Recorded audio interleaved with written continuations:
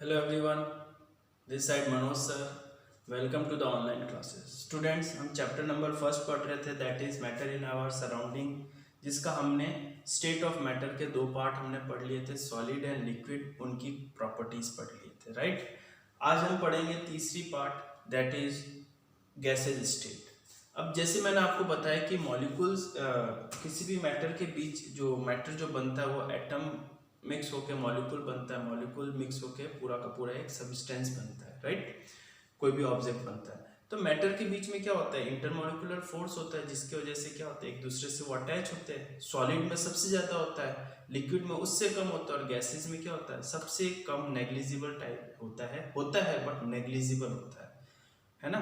तो गैसेज में अगर इंटरमॉलिक्यूलर फोर्स की बात करें तो वो ऐसा नहीं है कि नहीं होता है बट वो नेग्लिजिबल होता है, ना के बराबर इंटरमॉलिक्यूलर फोर्स होता है उनके बीच में, ठीक है ना। तो गैसेज स्टेट में क्या है कि in gases state the constituent particles are far away from each other. Gases state में जो पार्टिकल्स है ना, वो क्या एक दूसरे से बहुत दूर दूर है। आपने देखा होगा, आप लोग जो हो स्प्रे करते हो बॉडी में, है ना, तो जैसे आप स्प्रे करते हो तो बहुत दूर तक जो है, बहुत दूर भी तो नहीं, कुछ दूर तक जो है आपको स्मेल आना स्टार्ट हो जाता है। क्यों होना स्टार्ट होता है? क्योंकि उनके बीच में क्या होता है, उन जो पार्टिकल्स होते हैं उनके बीच में फोर्स ऑफ अट्रैक्शन बहुत ही कम होता है, जिसकी वजह से, और उनकी काइनेटिक एनर्जी ज़्यादा होती है। तो force of attraction come, kinetic energy ज़्यादा, तो वो क्या होता है, ऑल डायरेक्शन में भागने के लिए सोचते हैं। तो जैसे वो मूव होते हैं ऑल डायरेक्शन में, बहुत जल्दी स्प्रेड होते हैं, इस वजह से हमें जो है स्प्रे करते हैं तो थोड़ी दूर तक उसकी स्मेल आना स्टार्ट हो जाता है, ठीक है ना। The force of attraction in gas is negligible. जैसे मैंने आपको बताया उनकी जो फोर्स ऑफ अट्रैक्शन है वो क्या बहुत ही नेग्लिजिबल होता है ना। इनकी कुछ प्रॉपर्टीज के बारे में देख लेते हैं, है ना।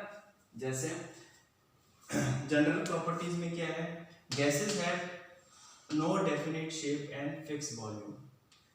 गैसेस में ना तो नो डेफिनेट शेप, कोई उनका शेप नहीं होता है ना, और फिक्स वॉल्यूम होता है। बट जैसे कि आपने कोई बॉटल में इतने अमाउंट ऑफ गैस डाल दिया तो क्या होता है, पूरा का पूरा वॉल्यूम पूरी बॉटल में क्या हो जाएगा, फैल जाएगा। बट अगर हम लिक्विड डालेंगे तो लिक्विड जितनी अमाउंट में डालेंगे वो क्या होगा, वहीं पर ही होगा, क्योंकि लिक्विड के जो पार्टिकल्स होंगे उनके बीच में फोर्स ऑफ अट्रैक्शन होगा, जिसकी वजह से वो भाग नहीं पाएंगे। सॉलिड में भी बिल्कुल उतना ही रहेगा, उतना ही एरिया को कंज्यूम करेगा। But in case of gas में, अगर मैं किसी बॉटल में गैस डालता हूँ, है ना, इतना सा भी गैस डाला तो पूरा क्या क्या हो गया, फैल गया पूरे बॉटल में, वो आ जाएगा। क्यों? क्योंकि वो बहुत काइनेटिक एनर्जी ज़्यादा होती है और इंटरमोलिकुलर फोर्स कम होता है उनके बीच में, तो वो भागने की सोचते हैं, तो पूरी कंटेनर को वो कंज्यूम कर लेते हैं। छोटे अमाउंट ऑफ जो गैस भी होती है पूरे कंटेनर को कंज्यूम कर लेता है, ठीक है ना। आगे देखते हैं, gas are highly compressible. Gas जो होती है बहुत ज़्यादा कंप्रेस, जैसे कि मैंने आपको बताया कि उनका फोर्स ऑफ अट्रैक्शन बहुत ही कम होता है, तो उनके बीच में, पार्टिकल के बीच में क्या होते हैं, स्पेस जगह है, पार्टिकल के बीच में स्पेस है।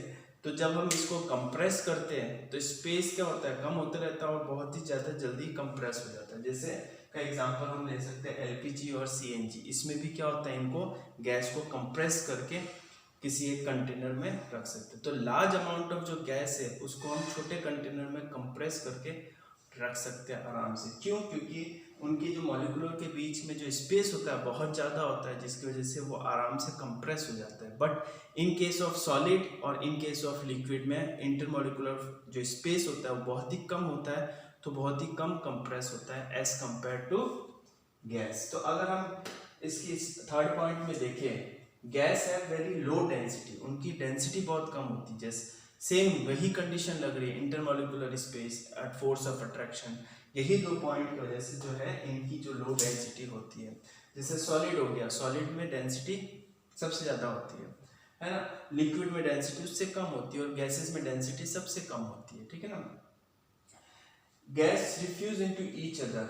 गैस जो होती है बहुत जल्दी, डिफ्यूजन का मतलब क्या होता है, इंटरमिक्सिंग ऑफ टू सब्सटेंस। तो गैस जो होती है बहुत जल्दी डिफ्यूज हो जाती है। क्यों? क्योंकि गैस के जो मॉलिक्यूल्स होते हैं उनके बीच में स्पेस है और दूसरे गैस के मॉलिक्यूल्स के बीच में स्पेस है, तो आपस में क्या होता है, बहुत जल्दी डिफ्यूज हो जाते हैं, क्योंकि ये वाला इस गैस के मॉलिक्यूल इस गैस के मॉलिक्यूल के स्पेस को ऑक्यूपाई कर लेता है और आपस में दोनों ही मिक्स हो जाता है, ठीक है ना। तो gas exit pressure on wall of the container. अब जब कंटेनर जो है, कंटेनर इन द सेंस कोई भी बॉक्स ले लो या आप डिओड्रेंट का जो बॉटल हो गया वो भी, उसको भी हम कंटेनर मान सकते हैं। तो गैस क्या हो गया कि उनके बीच में गैस के पार्टिकल्स बहुत दूर दूर होते हैं, तो ऑल डायरेक्शन में मूव होते हैं, मूव होने की वजह से उनके ऊपर फोर्स लगाते हुए एक दूसरे से टकराते हैं और भागते हैं इधर उधर, पार्टिकल्स भागते हैं ना गैस के। तो पार्टिकल भागने की वजह से क्या होता है कि उनके बीच में एक फोर्स लगता है ना। फोर्स जो होता है, force exit per unit area में जो फोर्स लगता है of the wall is pressure exit by the gas. तो गैस के किसी भी वॉल ले लो, चाहे ये वॉल ले लो, चाहे ये वॉल ले लो, चाहे ये वॉल, तो पर यूनिट एरिया में फोर्स लग रहा है ना गैस के द्वारा, वो क्या होता है, उसका प्रेशर होता है, ठीक है ना। तो गैस का प्रेशर जो होता है बहुत ही हाई होता है, बहुत चारों डायरेक्शन में, चारों वॉल के चारों कंटेनर के चारों वॉल में इक्वल अमाउंट में प्रेशर लगाता है कौन, गैस, ठीक है। अगला टॉपिक है हमारा can matter change in state. Yes, अभी तक हम यही पढ़ते आ रहे हैं कि मैटर जो होता है अपने स्टेट को चेंज करता है, किस तरीके से करता है, कौन कौन से कह सकते हैं फिजिकल, कौन क्या क्या किसके हेल्प से वो चेंज करता है वो देखते हैं। तो कैन एग्जिट इन 3 स्टेट, तीनों स्टेट में एग्जिट करता है, सॉलिड, लिक्विड एंड गैस। जैसे मैंने आपको आइस का बताया था, आइस एक सॉलिड फॉर्म है, फिर उसको टेम्परेचर देते तो लिक्विड फॉर्म में आ जाता है, और टेम्परेचर देते तो वो स्टीम या फिर वाटर वेपर के फॉर्म में आ जाता है ना। तो तीनों स्टेट में एक मैटर जो है चेंज हो सकता है। कैसे हो सकता है, the physical state of any matter can change by the following method. किस तरीके से मैं चेंज कर सकता हूँ, है ना।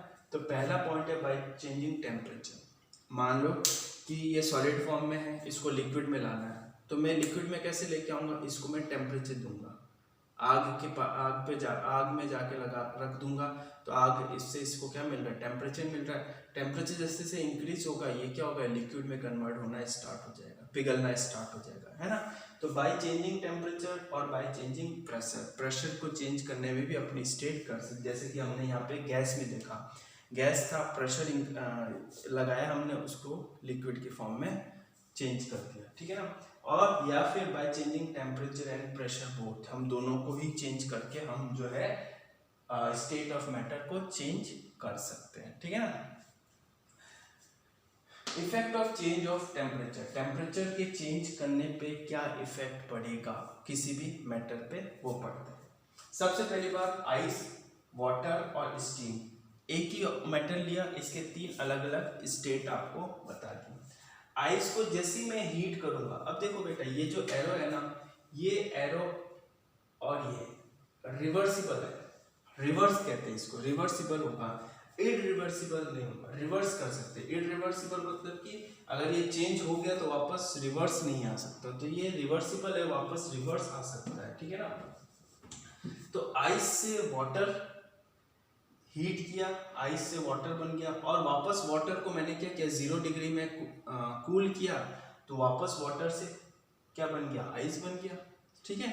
फिर वाटर है, वाटर को फिर से हीट किया मैंने, तो क्या बन गया, वाटर वेपर बन गया, और वाटर वेपर को वापस कूल किया मैंने, है ना, तो उसको मैं वाटर बन गया।